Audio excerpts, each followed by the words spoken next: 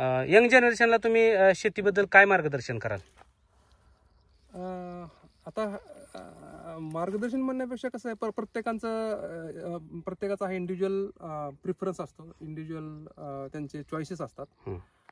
माझं मी स्वतः यंग जनरेशनला जर तुम्ही विचारत असाल तर त्यांनी पण ना जर आवड असेल तर स्वतः रिसर्च केला पाहिजे. आणि मी माझं सांगतो काय की नुसतं यूट्यूब बघून किंवा कोणाचं हे करून नाही, तुम्ही पर्सनली फिजिकली व्हिजिट करा. ज्यांच्याबरोबर तुम्ही काम करणार आहेत त्यांच्याशी तुम्ही पर्सनली भेटा आणि त्यांचा अनुभव आहे का, त्यांचे विचार आहे का. आणि मी आता संग्राम माने यांचं जे आहे वर्क हे असं म्हणजे जे लोक ज्यांच्याकडे शेती आहे पण जे लोक शेती करू शकत नाही, थोडक्यात जे नोकरीला आहेत आणि त्यांना टाईम देता येत नाही, ते कुठं आहे असं नाही की बाबा शहरातले लोक आहेत शेतात, असं नाही, गावाकडल्या लोकांना सुद्धा नोकरीमुळे टाईम मिळत नाही. तर ज्यांना कोणाला टाईम देता येत नाही ना, त्यांनी यांचे एक्सपर्ट घेऊन यांच्या गायडन्स करून जर केलं तर मला वाटतं की ते निश्चितच फायदा होईल. आणखीन एक महत्त्वाची गोष्ट म्हणजे संग्राम माने सरांकडं म्हणजे त्यांचं जे हे आहे काय म्हणता येईल त्याला, मेथोडॉलॉजी, वे ऑफ वर्किंग हे थोडी वेगळी आहे.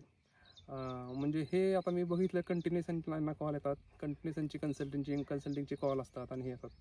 महत्त्वाचं म्हणजे यांच्याकडं स्वतःची टीम आहे.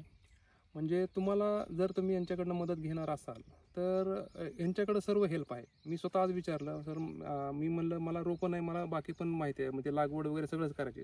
तर यांच्याकडे स्पेशलाइज लोक आहेत, ते स्वतः आपल्याला सगळं करतात, तुम्हाला काही करायची गरज नाही पडणार. आणि अशा सर्व्हिसेस शक्यतो खूप कमी ठिकाणी मिळतात. म्हणजे इन्क्लुझिव्ह ऑफ ऑल, सर्वसमावेशक अशी सर्व्हिस जी आहे ना ते यांच्याकडे आहे.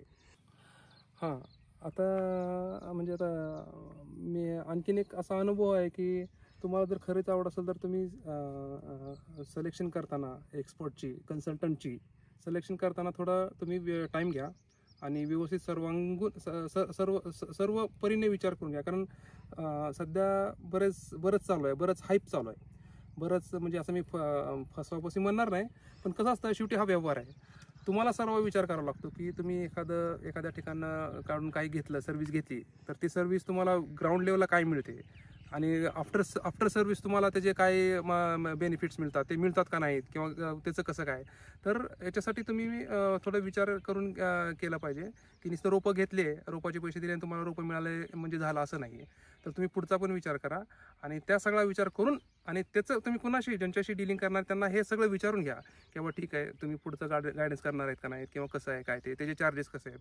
कारण आपण थोडं काही गोष्टी घाईघाईनं केल्यामुळं ना बऱ्याचशा गोष्टी विसरून जातो, आपल्याकडून मिस होतात. तर फक्त तेवढ्या होऊ देऊ नका आणि तुम्ही क्रॉस चेक करा, म्हणजे ज्या सर्व्हिस संग्राम माने देतात त्या आणि बाकीचे हे सगळ्यांचं हे करून तुम्ही सर्व कम्पॅरिझन करा, मी तर म्हणेन, आणि मग ठरवा की बाबा आपण कुणाकडनं करायचं ते.